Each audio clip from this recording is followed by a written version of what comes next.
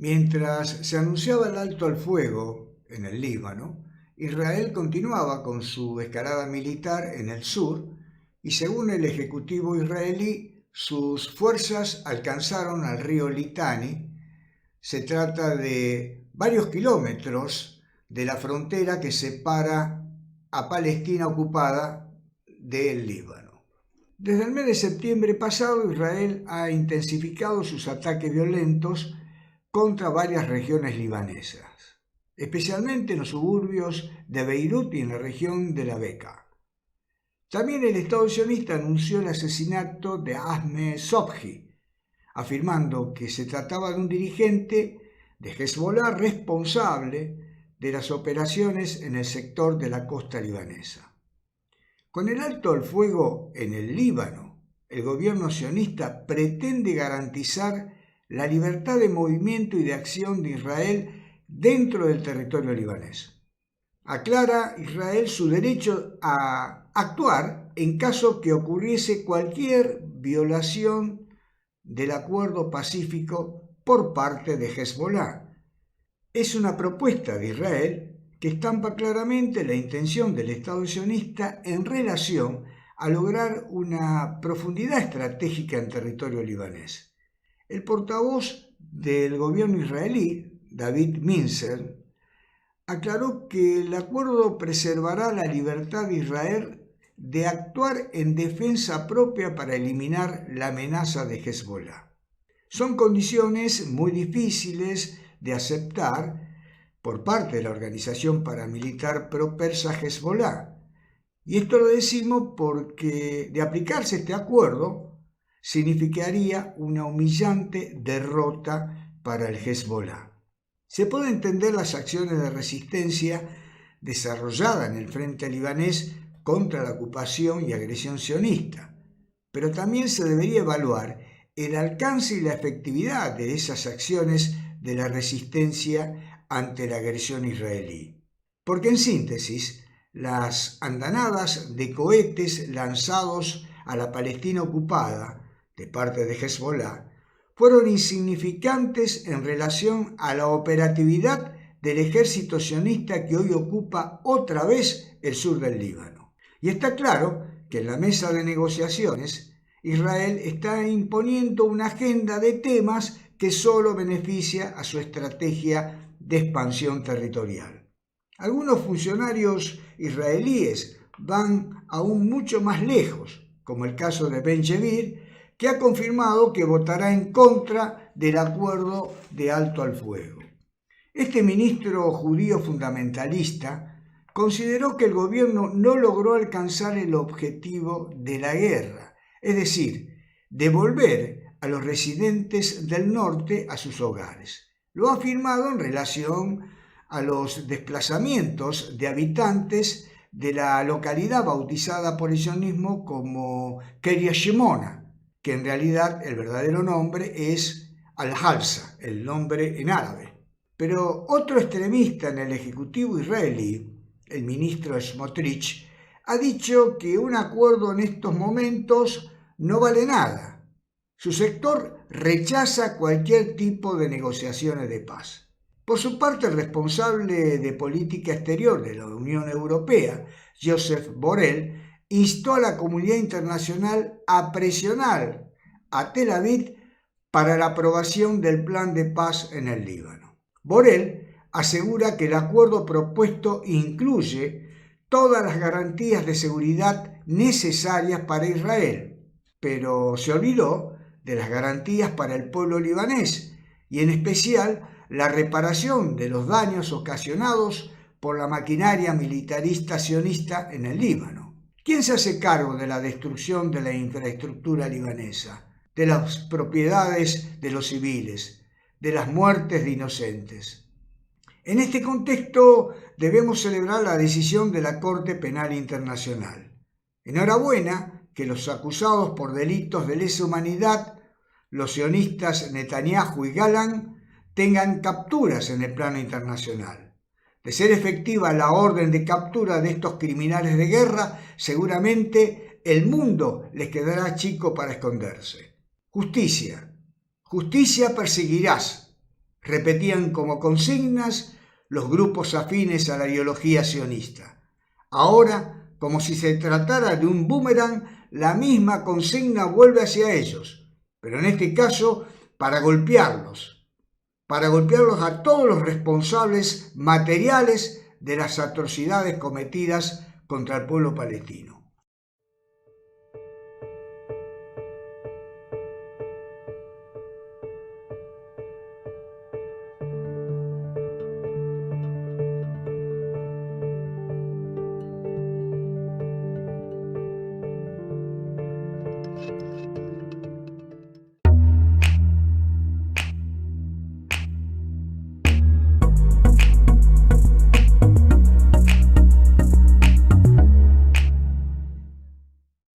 Debido a las grandes pérdidas sufridas por el ejército ruso en la guerra que se desarrolla desde el 2002 en Ucrania, Moscú reforzó recientemente sus fuerzas con unos 10.000 soldados norcoreanos. Al margen de los convenios militares que pueden existir entre los países, lo cierto es que Putin no está dispuesto a pagar un pleito con la población rusa por las bajas en sus propias tropas en el frente de Ucrania.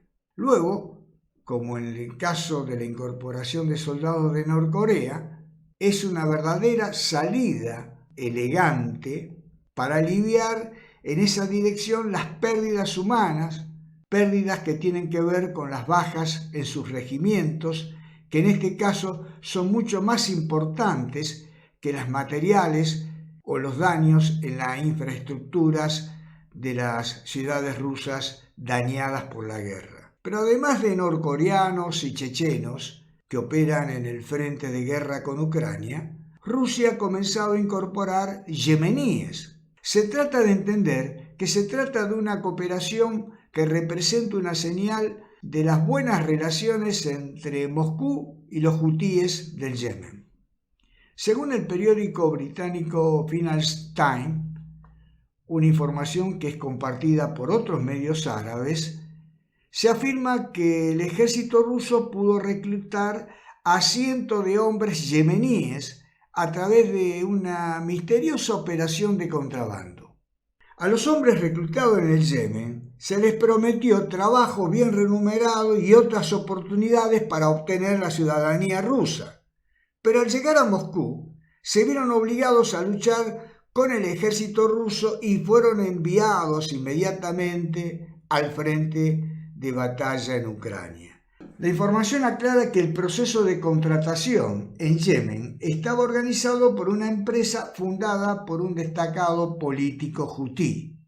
Siempre hemos repetido en estas columnas las condenas acerca de la operatividad de los grupos de mercenarios sin distinción de sus orígenes. Las fuerzas nefastas de los miembros de la empresa de reclutamiento Blackwater, ligadas a las fuerzas de Estados Unidos en la ocupación en Irak, fueron idénticas a las utilizadas por la empresa de mercenarios Wagner relacionadas con el Kremlin. Hoy Rusia sigue reclutando mercenarios. Lo hace para mantener consolidado su frente en la guerra que está llevando en Ucrania, pero además lo está haciendo para proyectar sus negocios en África. La salida de los franceses de varios países africanos abrió la presencia de los rusos, como en el caso de la República Centroafricana, Burkina Faso, Níger y Mali.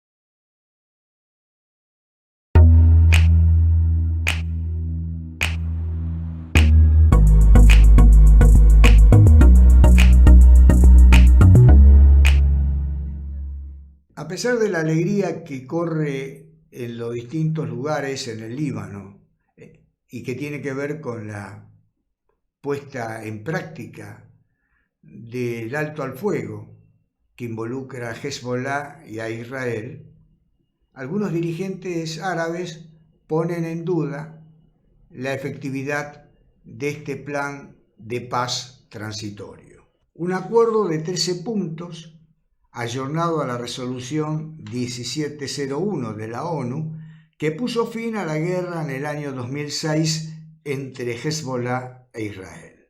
La introducción al alto al fuego, acordado en estos días, plantea el desarme de los grupos armados, de modo que la posición exclusiva de las armas estaría en manos únicamente de las fuerzas libanesas. Esto implica una acción que va contra los intereses de la milicia del Hezbollah. Un desarme que puede ser una traba en la aplicación final y en la sustentación del acuerdo. Y esto ocurre habida cuenta que es muy difícil que la estructura político-militar pro-persa, la misma que opera en el sur del Líbano, pueda estar dispuesta a aceptar sin problemas el desarme.